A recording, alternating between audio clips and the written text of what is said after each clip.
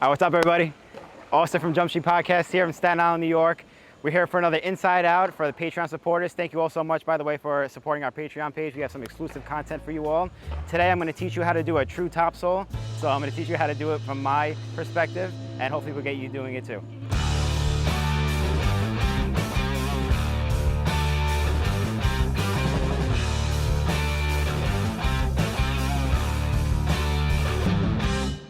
All right, everybody has their own way of doing tricks, and obviously I have a certain way that I do my true topsouls.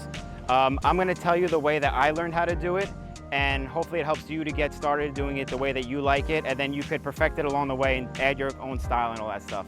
So first things first, we'll start with the fundamentals, which is make sure you have a good topsoul. Obviously you're not going to be able to do a good true topsoul without knowing how to do a topsoul. So make sure you have a topsoul down, super solid. It's going to come in handy later on when we're learning this.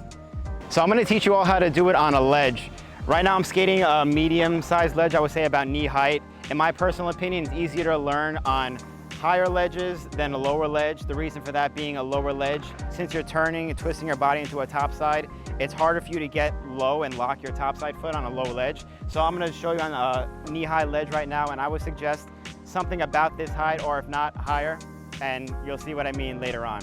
We're going to start by stalling it right now on the ledge. So going really slow, we're just going to stall the true topsoul. So the key points in this are to spin your body a full 180 degrees. So this isn't just for true topsouls, this is for all Truespin tricks. True Mizu, True Makio, True Top Acid, whatever it is. I see a lot of people struggling because they don't spin their full body 180 degrees. They're kind of like halfway doing it, which is fine if you know what you're doing, but when you're learning it, it's not the best technique. Mike Johnson showed me how to do this. We were skating a ledge back in the day, me, him, Brian Aragon, Billy O'Neill, and he was like, yo, you have to spin your body full 180. And if you look at his true topsides, he does the full look back on all of them. So I was like, he knows what he's talking about. I started doing them that way. First time I did it, I was like, oh, this guy's a genius, it worked perfectly. I did it first shot. And I learned it that way and then kind of put my own style on top of it. So that's the way that I'm gonna teach you today. You're gonna jump on to stall and make sure your shoulders and your body are fully facing backward. You're gonna wanna feel like you're doing a regular topsoul when you're doing the true top. So get that stall a few times, get a good feel of your body spinning and jumping on the ledge, full 180. Make sure you're doing a full 180, and it's gonna make all the difference when you actually do the trick. All right, so now that you got the stall down, we're gonna try it at a normal pace. So the way I want you to approach it is you're gonna skate parallel to the ledge or the obstacle that you're skating. The reason for this being, since you're spinning a full 180, if you do have to save yourself or catch yourself, it's gonna be easier to do that, keeping the momentum going and knowing where your body's gonna end up.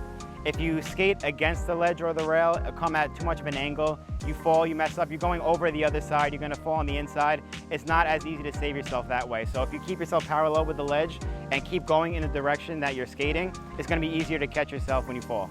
All right, so now that you're locked on the ledge, the main thing you wanna worry about is your balance. So you wanna keep your head exactly on top of your feet. That way you're not leaning to one side or the other. It's also easier to save yourself that way if you need to fall or catch yourself, because you're not leaning over one side, you're less prone to injury that way.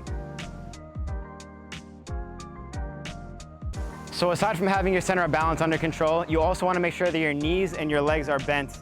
So you're obviously doing a true topsoul, your topside foot is leading you in the direction that you're going. So you want to make sure your knees and your ankles are bent so you're locked really well, because once that foot comes out, you're done.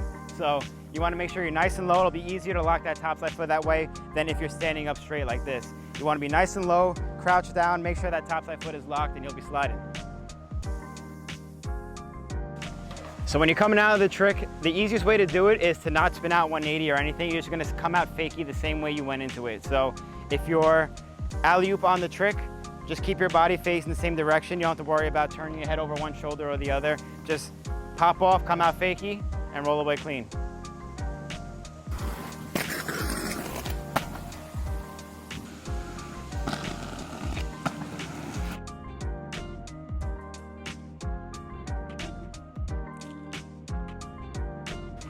Okay. So I have one last tip before you go in and start trying this for yourself. I used to do it like most people would think to do it. I would do a true topsoul the way I do a true topsoil, with the same foot, same side and everything. And the problem with that was I got so comfortable with true topsoil, since it's a safer trick, that my royale foot kept causing me problems. And instead of doing a true topsoul, it would kind of turn into a soyal, and it's not the way you want your true topsoils to look.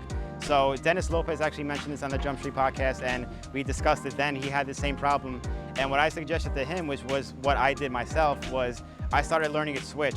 And by learning it switch, it may seem harder at first, but it's my switch royale foot, so I had no choice but to do a true top sole instead of a true top soyal. So that helped out a lot with me learning the trick and making sure I perfected it, getting the way I wanted it to look. A true top sole looks much different from a true top soyal. And I hope that tip is helpful for you too, because if you are stuck by doing that royale, try doing a switch, because I think it'll help you out too. Well, I hope these tips were helpful for you when learning a true top sole. I'm happy to see some of your own, so feel free to post them, tag Jump Street Podcast. I'd love to see them. Thank you so much for being a Patreon supporter. We have a lot more content coming your way, so thank you for your support. We'll see you on the next podcast. Peace.